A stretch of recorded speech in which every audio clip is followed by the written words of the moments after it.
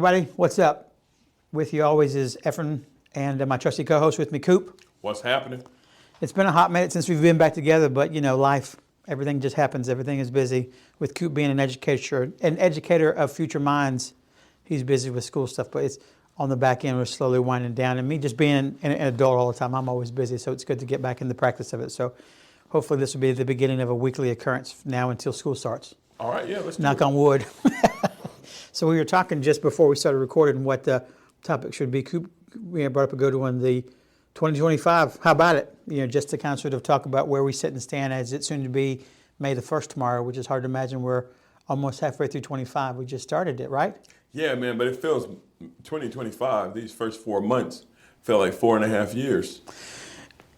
It almost has like a COVID vibe, right? Where it seems like it's dragging on. It's just like an endless time. Yeah, earlier this week I noticed that the Eagles went to the White House. I feel like the Super Bowl was like 8 months ago.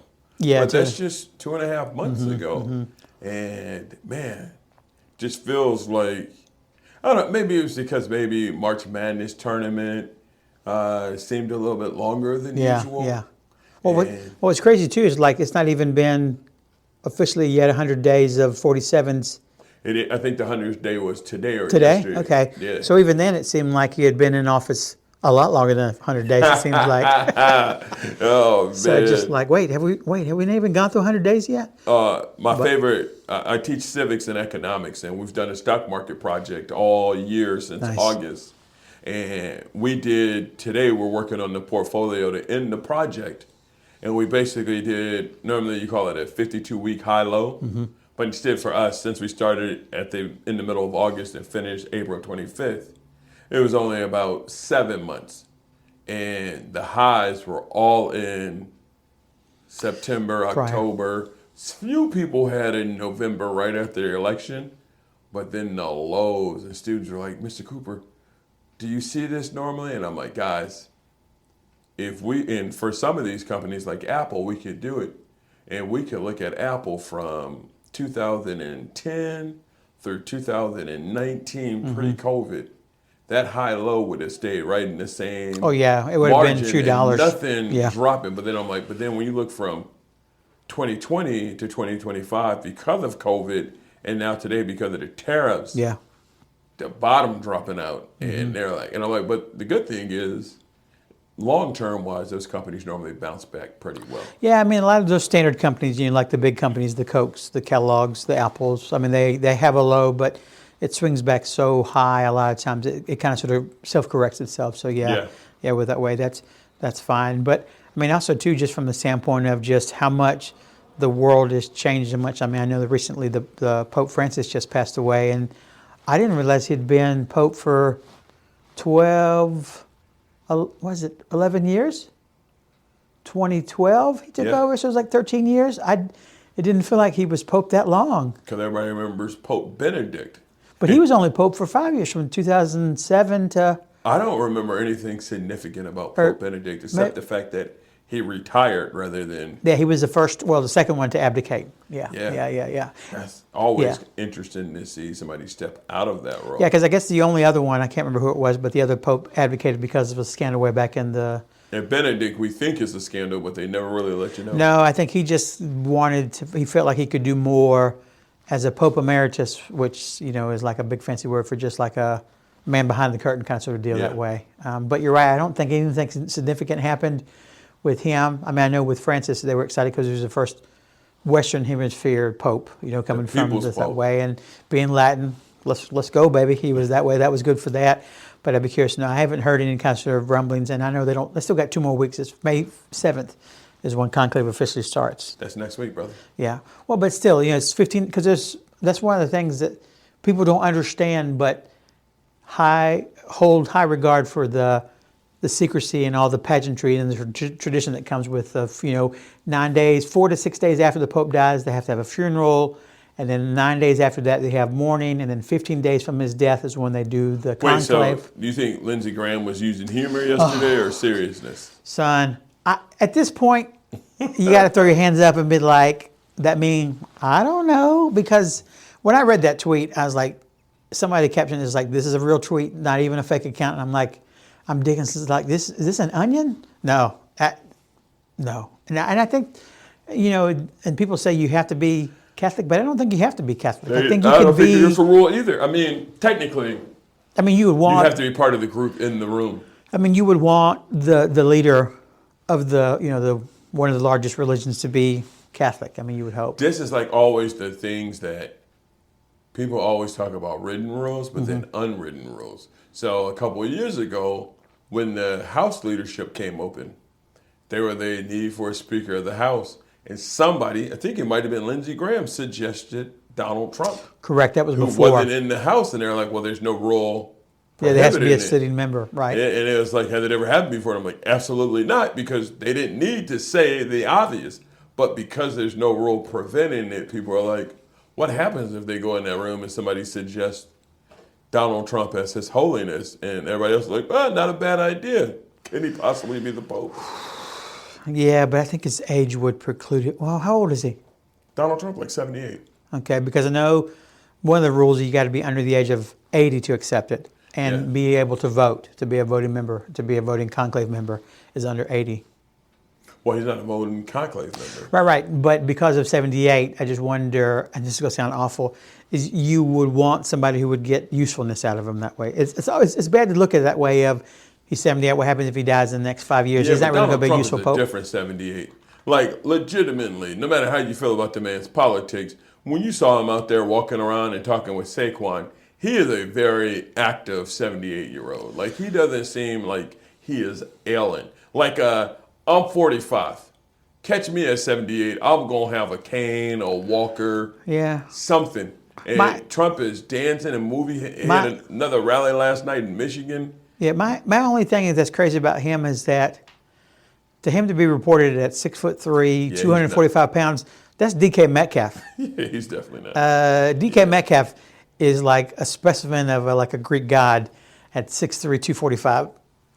No, knock on 47, but that ain't that, son. Let me ask you a question, because my wife asked me this question recently. I had a doctor's appointment, and my wife was like, at what age do we start going to doctor's appointments with each other? And I just looked at her weird, like, 70? I think it varies on what is going on. There's a local radio program I listen to here in the morning, and he's like 50. One of the hosts is like 54, and he's got some kind of like ailment on his face, like skin cancer or something that way. And he's talking to his wife about, here's what they're telling me, and she's like, no, you need to ask for this and ask for that, and he's like, yeah, okay, and that way. So she started going with him to his appointments so she could hear the truth as she was claiming it that was being told to you, because he's leaving stuff out or keeping things that way. So, I think it varies on what level of medical information is being given to you. If you're getting ready to be diagnosed with something serious, then I think they go with you to hear the news. But yeah, 70 sounds about right, because at that point you're going to start forgetting stuff. There are friends of my family who they'll go and they'll ask the doctors in their like 60s, can I record? Yeah, and they record the doctor's appointment, so when they get back they'll remember what they said. Jeez. Because they're forgetting, because a lot of information is being told to you. I know you get it in the portals and stuff that way, but reading it is different than it being told to you that way. So, to me, my mind, if it's something serious, they go with you now. But 70 sounds about right. 70. You stop and think. I'll be 47 in June, so that's still 23 years from now. That's a long time. But you stop and think. I feel like I was just in my 20s 5 years ago, and now I'll be 47. I agree, but I'll be honest with you. My wife is always concerned because my doctor appointments are so quick, because I don't ask any questions. So my wife will be like... and maybe that's why she wants to go, is because in her mind she's thinking, is he asking the right thing? Yeah, she'll be like, I think something's wrong with your hip. Why? You're walking with a limp. I'm like, I squatted yesterday. Of course I'm walking with a limp. She'll be like, you need to ask your doctor about that. But again, because of the phobias of doctors and medicine, you're never comfortable with your doctor. So I'm like, well, my leg's not hurting today, so why am I talking about something that doesn't hurt? It is interesting. I haven't made a doctor occurrence, or a frequency has increased the older I've gotten. When I was younger, I'd go years between physicals because that just wasn't a thing. And being Hispanic is my background and stuff that way, we never go to doctors. We never went. And I can remember Yeah, I'll never forget my dad. I think it was like 2003. We took him to the doctor. He had some lifelong issues and stuff with that way, and he was type 1 diabetic. And the doctor took his blood sugar once, and it was like 600. And Coop, to say she legit was on the floor, she fell down on her knee. She's like, "Oh my gosh, 600! You should be like unconscious. He should be on like, comatose and blah blah." I'm like, "You see him? He's sitting right here, ma'am. You're talking to him. He's answering questions with you. We're in an active dialogue." And she just, by the way, because he had lived his life for so long, his body had gotten used to it that way. So even then, that didn't wake me up. So when I finally had kids, it was just like, no, you know what? I need to take better care of myself. I need to be here for those things and stuff. So now, because of kids being a parent, and I hate to use that cliche of it changes your perspective, but now you're no longer living for yourself. It's now someone else. This is the part where we talk about the National Institute of Health and some of their research. Mm-hmm. And we talk about DEI. Some of the research grants that have been cut have been research done primarily for minorities Mm-hmm. and women. And I'm always saying, like, the health model that we all follow is created for one certain type of body. So there are people who walk around every day and their blood pressure is numbers at 230 over 180, and doctors like, your hypertension's out of control. And they say, I ran 6 miles yesterday. And Man, there's a guy at work. We were just talking the other week. He found out they have security guards with where it is at work, and they have a covered like a stress test they can do, and it's nominal cost for what you get out of it that way. And he's like, "Yeah, I'll do it because I've had some discomfort, and not that many great consequence." 3 of the 4 valves around his heart, or arteries, veins, whatever it is that way. One of them was 75% blocked. Another one was 85% blocked. The third one was 100% blocked. And my man walks miles every day with his dog, is thin like a beanpole, modern person of health, the way he looked that way, and he had 3 of them over 75% blockage. So, I mean, you stop and think. It's one of those things that I think when you don't think about it, is when it, comes up and snatches you out of nowhere and stuff with that way. So did he go and get a procedure done? he did. The only reason he did is he went to go do the stress test. One doctor was like, "Nah, I think you're good. Don't worry about it." He went to another doctor. The other doctor was like, "Oof, I don't know, man. This looks a little bit concerning. We should do something about it." So he got conflicted, so he went to a cardiologist, and he read it, and he's like, "No, son, this one here on the back, that's whatever percentage it was, this one is a widowmaker. You got to get this one taken care of today. Here's what you got to do." And he went and had a bypass surgery last Friday.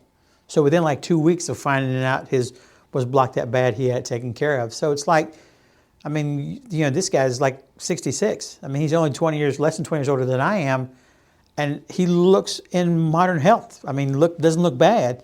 So that kind of sort of surprised me and stuff with that way. So, it's definitely one of those things that I think just, I know was it longevity of life, whatever it is different now. I think it's increased, but it still is not as, There was a shift during COVID where it had fallen a little bit. Yeah, and I'm sure probably the COVID numbers skewed it some, so you can't really use that. But yeah. Because, I mean, that's one thing they've always said, because Americans are living longer, should they increase the retirement date?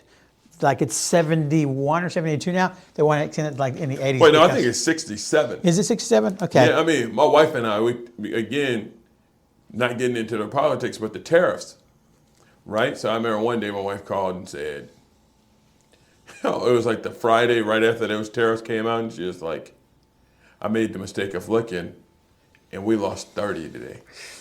And then I just said, like, work-wise, that 4,000 point drop in that 2-week time period, somebody is now doing the math and realizing, I thought I was going to retire at 64. Now I got to work till 65. And I'm like, even then, because of the way the cost of living continues to go up,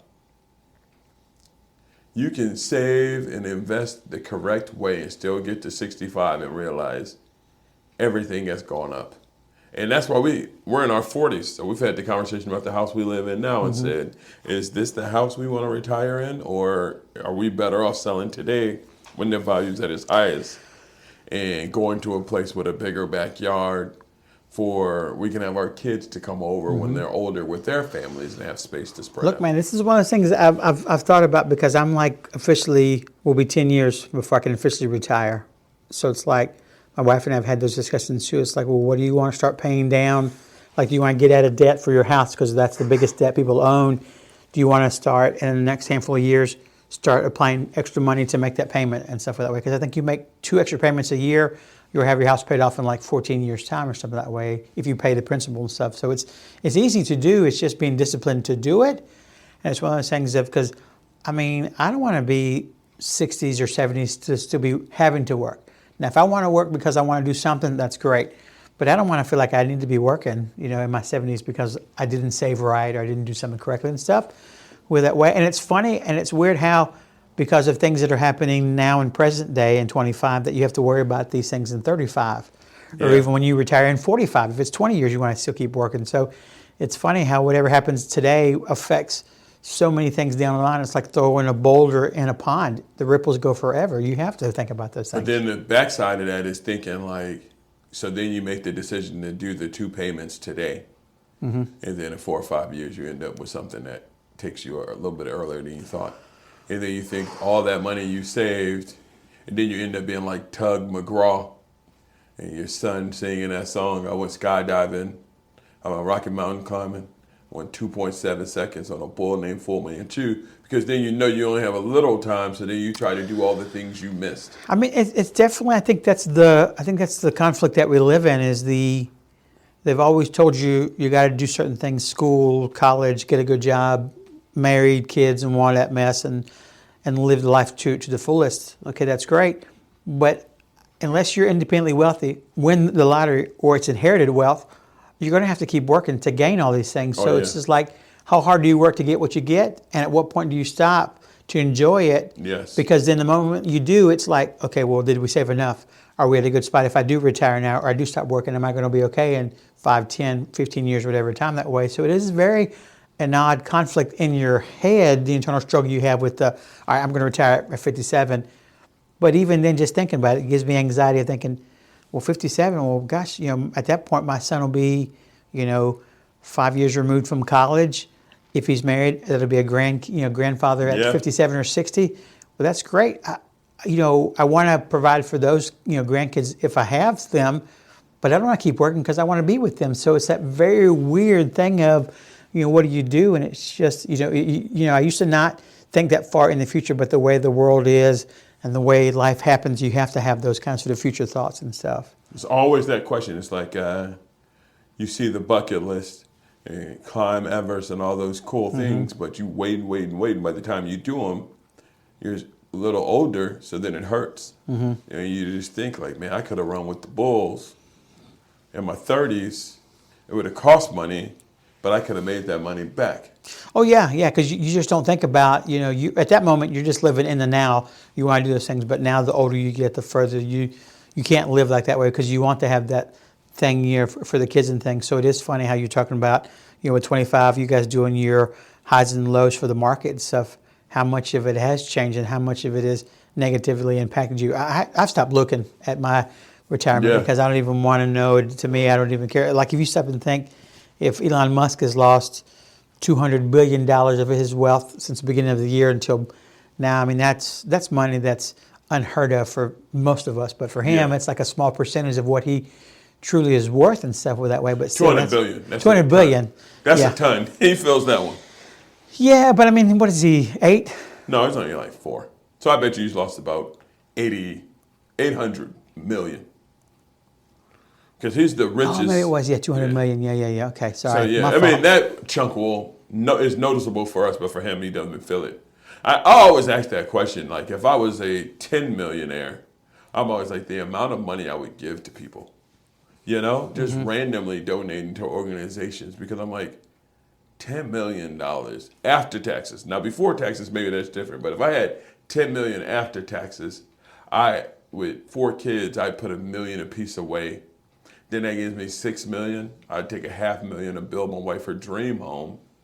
And I would drive a Kia because I'm always thinking about value. And I'm like, you're never going to catch me in a Range Rover or anything too fancy. Well, it's definitely one of the things I think you got to have a plan in place on if you ever do win the lottery and stuff, because that's where I think a lot of people get burned. They don't have a plan in place. I mean, because you take it, put it in the bank, let the interest pay you back every year. So that's what you live on. You never touch the principal that way. Yeah. So if you win $10 million and you only get 6 because of taxes, I mean, that's still $600,000 a year if you get a bank to give you 10% of interest every year.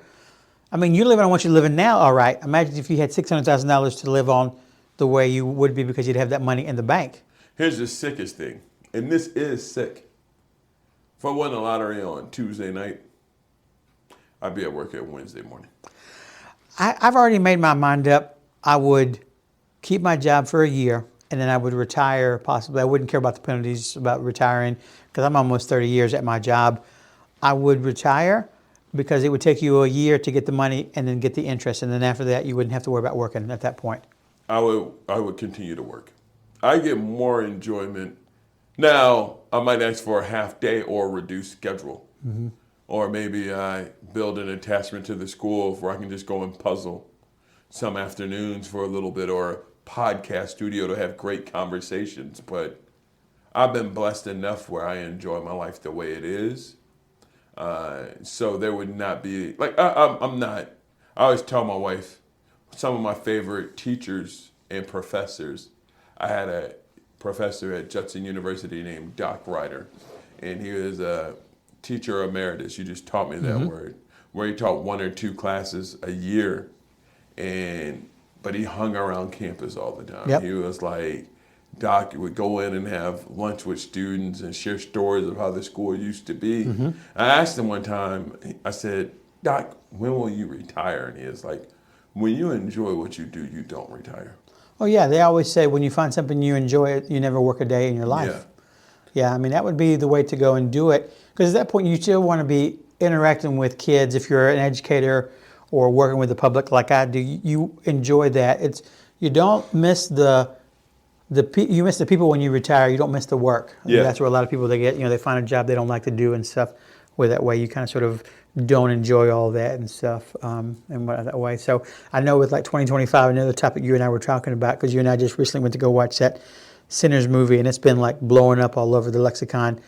How such a wide swing of that with, it made $60 million at its opening weekend, and they couldn't put it in a positive light. It was just like, I mean, $60 million is good, but the budget was $100 million reportedly, so that's not really a good, opening weekend. I'm just like, no other world where you made $60 million in a weekend, they would look at it as a negative. Yeah. So it's interesting how, is it that the world we live in, is that much of a cynical world that we live in, that they only look at the bad and not at the positive performance? Yeah, I mean, and even with those reported numbers, all the reviews were still so solid. Yeah. And slowly, now I think a week later, they've passed that number. So now they've made the money back, so it's grown. But I think, first of all, we live in a world with not a lot of origin stories. Oh, yeah. So original stories or beginning chapters. So, I think, and Coogler got a great deal. And he got a deal that other screenwriters and producers make, where after 25 years, he'll own the movie out. So I think that some of those companies, because nowadays, we don't have movie studios separated from newspapers and TV companies anymore. Right. They're all owned by the same groups. Mm-hmm. So those groups are now saying it's not in our interest for these producers to ask for this same thing. So this is now known and dangerous, because it's like the music business, mm-hmm. right? In music, 4 years, the music companies own the rights to the music. Yep. So that music company would pay pennies to the artists for the constant streams. But now artists are saying, Taylor Swift was one of the big ones to come out and say, mm-hmm. no, I want to own my music. And I think in the movies now they're like, whoa, they want to own it too. Just saw an interview with Ben Affleck from like 2003 where he was explaining the coming monster of what movies will become. And he mm-hmm. was saying, like, if you're paying attention to music and what Napster was, it was the first taste of a subscription model for music. And he was like, there's never, ever going to be a time period where you're going to go to a friend's house and they're going to have a garage full of vinyls. Because now you pay $9 a month and you have access to all the music ever created. Mm-hmm, mm-hmm. And for a lot of people, when he said in 2003 that was going to be movies, nobody thought Netflix or Hulu or Amazon Prime was going to do what it's done. But mm-hmm. now I remember my wife and I got married in 2006. So many of my friends bought me box sets of TV shows like MASH and Cheers. And I remember when we moved to North Carolina in 2014, my wife was like, I had just huge cases of these DVDs. And we we're moving, she said, what are you doing? I said, I'm throwing them away. And she's like, why would you throw them away? You can sell them. I'm like, babe, everybody's going to stream. And now when our students see CDs, it's like us seeing 8-tracks back in the day. Oh, yeah, I can remember even, like Laserdisc. The first time I saw that and watched the movie, I was like, this is going to revolutionize the world. Laserdisc, this is amazing. And then it kind of sort of came and went like beta, like even mini disc used to be the things. I still have a mini disc recorder and mini disc, device at the house. And that was like the greatest thing ever because it was like you could record CD quality music on like a small little handle, like a Walkman. And that was that for like 5 years, and then that kind of sort of died away. So it is interesting how everything is cyclical because, people didn't like commercials, so they went to the subscription-based Netflix, Hulu, and things were that way. And now they have where they're putting commercials back into subscriptions that you're paying for that way, so they want you to pay more money to not get the commercials. I was like, that's why the whole reason I paid you was I wouldn't have commercials. Now you're putting them back in there, so... The craziest part is streaming services have now also gone back to the model of one episode a week. Oh, yeah. So, yeah, I'm like, man, one of the benefits to Netflix was you got the whole show. You could watch it all at one time. So when Stranger Things first hit, you could watch that whole season. Mm-hmm. And now you're seeing the model where it's like, come back next Monday. And I'm like, man, it's so weird how they're now using the thing they destroyed because the cable model was the original. Mm-hmm. And somehow cable still exists. I'm always wondering, even though HBO Max and things have reformulated and you now have to find it different ways, but I thought Netflix would kill those cable models by just being able to give you one season at a time. But Max, Last of Us Season 2, episode every week. And my son is always like, Dad, did you catch the last episode? And I said, I'm spoiled. I will not watch a single episode until I can watch them all. Yeah, that was the big thing with my wife and I watching the show The Pit. Oh, yeah. Every week it came out, and it was like it was great when we started because it was like a month in, so we got this watch 3 or 4 episodes, and it was like then we were caught up, and just like, oh yeah, I don't like the waiting that way. I'd rather have it where it drops, and there's really no advantage for the consumer to wait a week at a time. I want it all at one time because the numbers should still be counted. I'm still watching your streaming show. Why does it have to be a weekly report opposed to, hey, this month we've had 1,000 hours of streamed media or whatever that way. It's the same equivalent as it would be weekly, so why does it matter? It's the same time you're on it that way. Is it one of those things that they're thinking, hey, you come in here to watch, that show, and then all of a sudden, okay, we'll come back next week to get the next episode. Well, I'm already on this streaming service. Do I just watch something else? And that's how they get you? I don't know how they generate revenue from that. It's control. Because I always wonder, every once in a while, you'll have that one guy who'll say, we shot the whole season already. So they have it and they can give it to you. But if we can make you come back and watch it every week, and like you said, if you got the subscription where you get the commercials, maybe we can show you 4 or 5 other shows during the episode. So when you get even though I'm like, you've already paid the subscription, so you have access to it already. Mm-hmm. So no clue. Here's my question about Pitt. Is it ER on steroids? It's a very ER model because obviously a hospital drama. I mean, they're all going to be similar to each other. But it's better, and I would say probably on steroids because commercial TV, you can't show all the gore, see all the violence stuff that way. So with it being on stream and being on Max, they say and they do and they show a lot more. So you get a lot more of that stuff. I know the widow of Michael Crichton, is that his last name, Michael Crichton? Michael Crichton? But I guess the guy who developed the show back in the day, it's the same producers, same character who started it, Noah Wiley, that she's suing them because they think it's a knockoff or a derivative of the ER program, and they're capitalizing on the ER brand name. Which is and weird whatnot. because there's been so many medical dramas. Right, so that's my thing. Why? I mean, Grey's Anatomy, that's very similar to ER because they do a lot of stuff with that way. And ER wasn't the original. I think St. Elmo's place. St. Elmo's Files, right? Yeah, and they've never had done different versions of it. So yeah, so it's like I don't know. I'm not sure why they get all upset about that way, but it is. Another fun fact about that: one of the actors who plays on that show, Patrick Ball is his name, who plays Dr. Langdon. He's a local boy. He's from Summerfield, North Carolina. Oh, very cool. Yeah, his brother still lives here in the area, and his family still is around here. Matter of fact, alma mater of my high school, he went to school at Northwest. Oh, So, Vikings? yes, sir. Jeez. But it's just one of those things of it is interesting the way that the world is, that you want the I think we've spoken about this before, the 24-hour news cycle. Before the world was always, if the world was bad, we didn't know about it. Because we joked many episodes ago that summertime, parents would be like, kids, get up, don't stay in this house. I want you off the porch. I want you out in the world doing something. You'd be gone all day. You wouldn't come back till the sun went down, dinner time. Our parents didn't know where we were at. They'd call friends' houses and what that way. I think the world that we live in, because it's 24-hour news cycle, all the good and bad happens so frequently, and we hear about it instantaneously. It guards you as a parent more that you don't let your kids do stuff as much.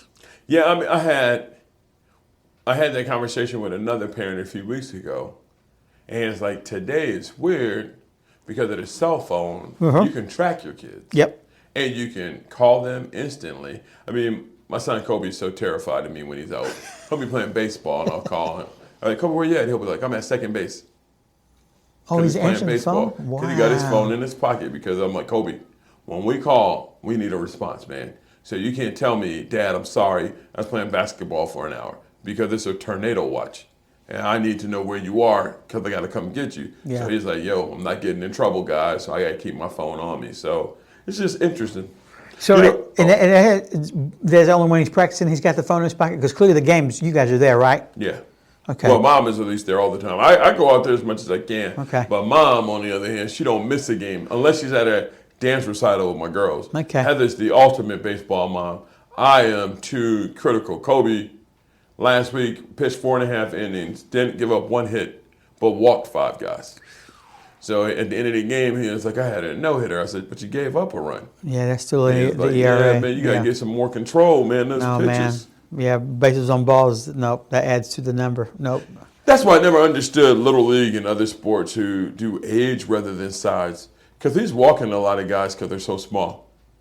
So he's trying to get pitches low, so either he's bouncing them because they're so short, or he's just throwing them high. So I'm always like, wouldn't you be able to better to do what they do in football with the heavyweight, lightweights, middleweights?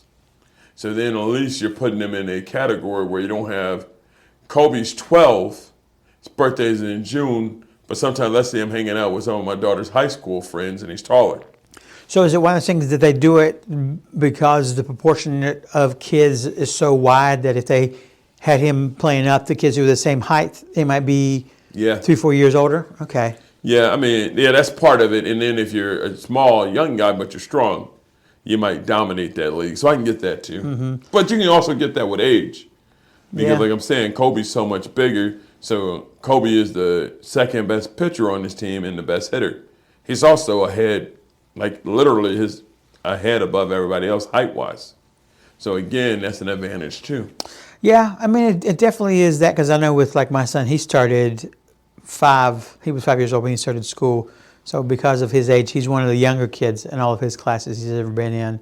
And even now being a freshman, he's one of the younger freshmen in his class because he did start a year early and stuff. And that's how I was. I was 5 when I started school and I graduated. I was turning 18 the year I graduated high school, which was an anomaly for a lot of kids. Now it's not a big deal unless your birthday's after October. Then you do start later, but one of those things. But yeah. I always do like that. So, but yeah, I just think it's just the way the world is nowadays. You know, I don't think it has been to do with 25. I think it's just the instantaneousness of good, bad, and different. You just want to know, and that's how it is and stuff with that way. So what else has happened in 2025 that... Wait, let's go back to centers. Centers, go ahead. So interesting factoid about centers. So a good rabbit hole I went down. So after seeing the movie, and if you haven't seen the movie, I'm not going to spoil it. It's a great movie. Fantastic. But the music, right? So I learned this week that after the Stono Rebellion, that plantations in the South banned drums on plantations. So before books were banned on plantations in America, drums were. And when you think about that scene in the movie, the first time the young man plays the music and the ancestors from all the generations come back, and the symbolism of it. And somebody was pointing out to me that the Stono Rebellion, part of the messaging was in the music. And then same thing with the Haitian Revolution. Music played a key element in the actual revolution. And then, of course, you fall into the rabbit hole a little bit more. Civil rights movement, Negro spirituals during slavery. A lot of those songs, there was innuendos, and they were singing things, and it was giving them like codes when to leave and what routes to take and stuff. And they just thought they were singing songs that were, oh, this is an interesting lyric, and not realizing what the symbolism was of those songs and stuff. So the role and the spirituality of music, even before America existed in the Americas, with the power of the drum, I thought that was such an interesting observation that in that movie they show it, but then to look into the history and realize like, oh man, that was kind of a known thing. So the danger of giving somebody knowledge through words is super powerful, but in the same moment they realize there's danger in the music. So I thought that was really, really interesting. Yeah, I mean, it is interesting how people take, will borrow something from culture, and you obviously borrow is, you can use that word differently, borrow, stole, franchise, enriched, enhanced, made money from, whatever adjective you want to put in there, because I know a lot of people see it differently. It's interesting how, like, I know the thing that comes to mind is I always ever laugh when I hear them sing, well, now God Save the King, opposed to God Save the Queen when Elizabeth was alive. It's the same lyrics, same melody for God Bless America and stuff like that way. So it's just like something that is, good, and they're representing the king or some kingdom or some commonwealth or country that way, how that's good for them, but they won't change it and they adapt it to their own social environment and stuff with that way. So somebody, again, sinners, that's the idea of the vampire sucking and taking away and adding to his. So the one vampire is saying, I know your story now because I took it from him. And it's like the little parts of when you're watching the movie and they have the instruments, the vampires, and they start playing, and it's like a good sounding music, but one of them makes the observation like, oh, I don't like the way it sounds. Someone's like, because it's not his.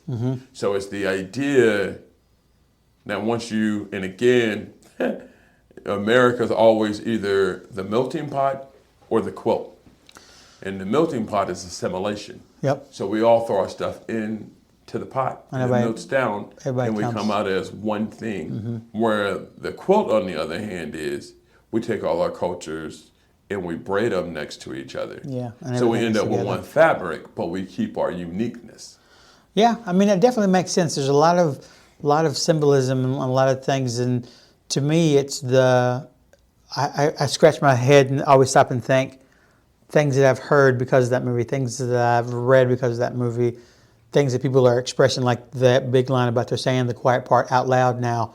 I stop and think and wonder, I can't believe people are saying, doing, acting in 2025. To me, that's just as crazy to me. You stop and think at some point, we as a society, we as a country, we as people have had to evolve to the point that you understand you can't live a certain way, but yet we still are here in 2025, and they're still making movies about Civil War, about slavery, about plantation, and even my wife and I watching like *Handmaid's Tale*, this recent season that's coming out that way. How much of it's an eerie symbolism and undertones and underlying to the way it is now. It is very weird how it's like that line: "Those who don't know history are doomed to repeat it." It's weird how, this would never happen. Even like 1984, that book by Orson Welles, you see those things, and a lot of those things are so crazy and so far out of the realm of possibility, but you can see how there's a lot of things now kind of sort of line up with that we're living in today's society. And that's why they want to ban books, because a lot of times when people are well-read, they notice the patterns. So they say, oh man, this is so similar to this thing I read. And then they go, wait a second, this has been done before.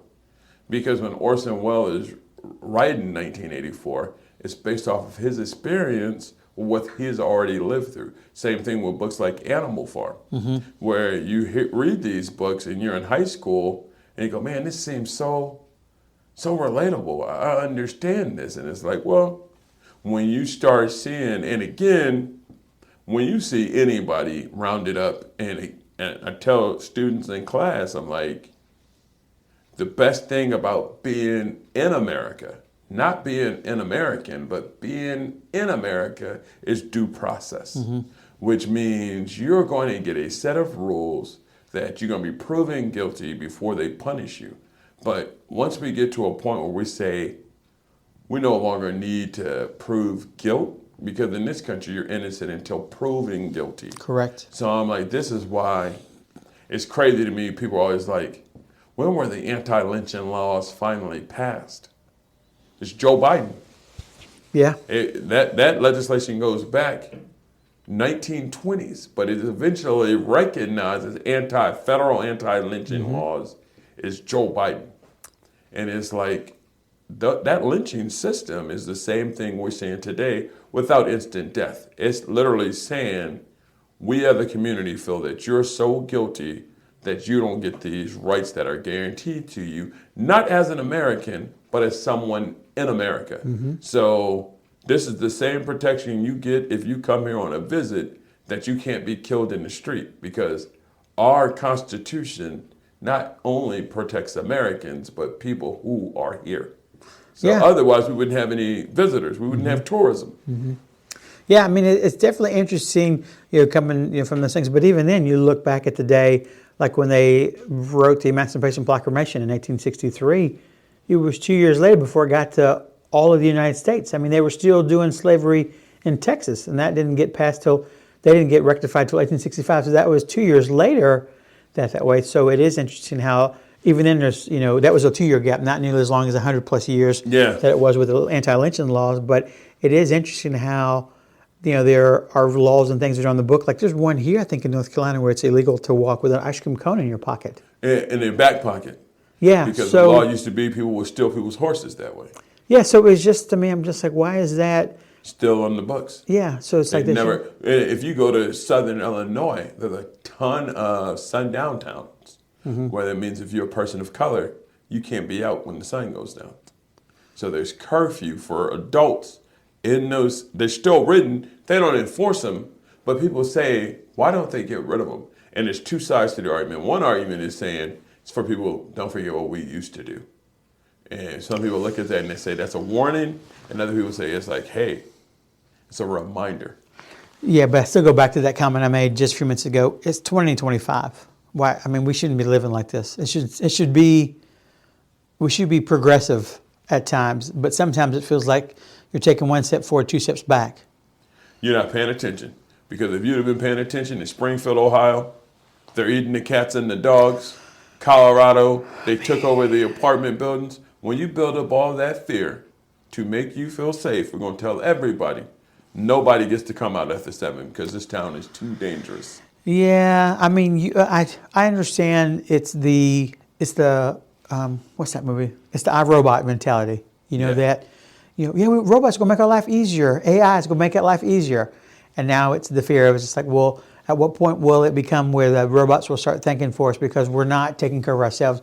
We're abusing the world, the earth for Earth Day. We're not taking care of ourselves. There's violence in the world. There's wars in this world. Humankind doesn't know how to properly police its govern itself. We as computers can understand that, and we're making decisions for them. So it is very kind of sort of... What's the question that the Founding Fathers give you? Liberty or security? Would you rather be free or do you want to be safe?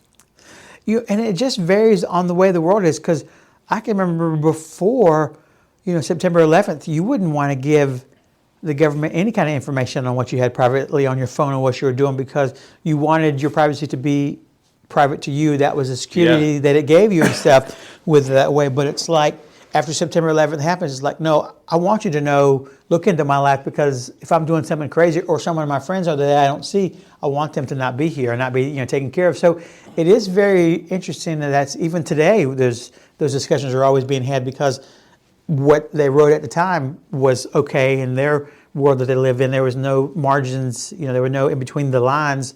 Oh, 100%. But now we're just reading it. There's a lot of gray area and stuff with that way. So it is interesting, even now in 2025, that we still have these things and whatnot. So anything else on your mind in 2025 is invoking for you? I mean, I think to look at what's happened to the global economy, it's weird that in class we're getting ready for the end of the year and finals and such. Student a couple of days ago was like, Mr. Cooper, are India and Pakistan at war? Like, great question, because technically they've kind of always been at war, but now their armies are seeming to get ready for a hot conflict again. So it's kind of interesting that we live in this country and we're thinking about the tariffs and how they impact us, but slowly Ukraine and Russia, they're going to do a 3-day ceasefire next week. Israel and Hamas, I don't know what the end's going to look like there, but now here's the next one, India and Pakistan. Talking about India, the most populous country in the world. So 2 countries with nukes, 2 countries with a history of tension. It's going to be very interesting to see how that plays out. Yeah, I mean, it is, interesting the world is. And there's some people who are big into the, what's that? I can't think of what it is. Only the strong survive through natural selection. Let them go. Well, if they're going to fight, the good will prevail. The better ones will prevail. And stuff that way. I'm just like, at what point is it good or bad? Is it good for people to police themselves? Yeah, because you don't want to be part of that conflict. But at some point, does it get bad because it's overrunning what the world wants to go and do and stuff with that way? So it is interesting how, you're right, they've always been in wars, but you just don't see the physical violence. They've always been in a Cold War like Russia and the United States for the last 40 years and stuff that way. Now we're in a trade war with other countries because of tariff and stuff. So you can be in wars where it punishes and hurts people, but it doesn't have to do it where it causes physical pain or death, but it still is causing discomfort and things. And because of the dominoes of globalism, last week Apple announced that they're moving their manufacturing from China to India. And then India is a BRICS country. So they have a natural economic alliance with China and Russia. So that becomes interesting. And then Russia, North Korea officially announced something that people thought was happening for a while, but North Korean soldiers are actually fighting in Ukraine. So it just seems like there's this, I wouldn't say it's a buildup, but there's definitely more going on than what we've wanted to acknowledge, and now that news is coming out. So I guess that's more of the to be continued plot line to 2025, where it's like world-wise, I think the impacts of a global economic meltdown, maybe seeing a shift from the standing of the dollar, maybe to a cryptocurrency. I think all that looks interesting, but then when you say like globalism and this tension on economic and people struggling to survive, what does war, what does alliances look like? BRICS, the threat is that's an economic alliance today, but what happens when it becomes like a more than just an alliance of economic, but more like a fellowship of friends? I'm sorry, tokens in my mind for some reason. Yeah. But when you think of like an alliance like that, all of a sudden you always think back to World War I. And you think India and Pakistan shoots the first shot. And then India says, well, Russia and China, we have an alliance with you.